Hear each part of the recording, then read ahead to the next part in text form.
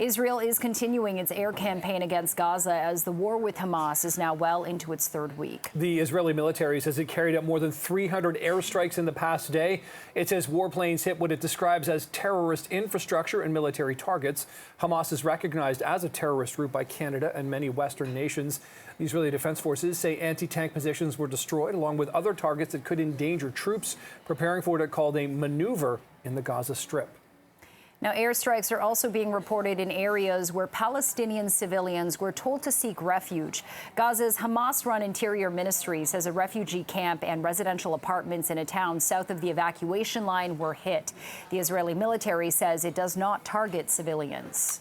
Now, Palestinian militants are responding to the airstrike with rocket barrages. Rockets were fired from the northern part of the Gaza Strip today, following Israeli strikes on the territory.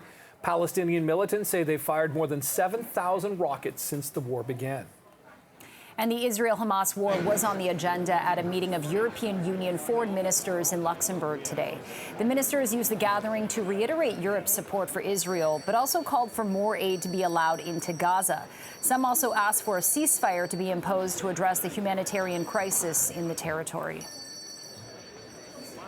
The violence is stopped, which is right now our main objective, both in Gaza and in Israel, and trying to prevent the spreading to the West Bank and Lebanon. We have to look forward, and the real solution is a Palestinian state recognized by the international community, living in peace and good neighborhood with a state of Israel. The loss of life is enormous. Is at a scale that has to be stopped.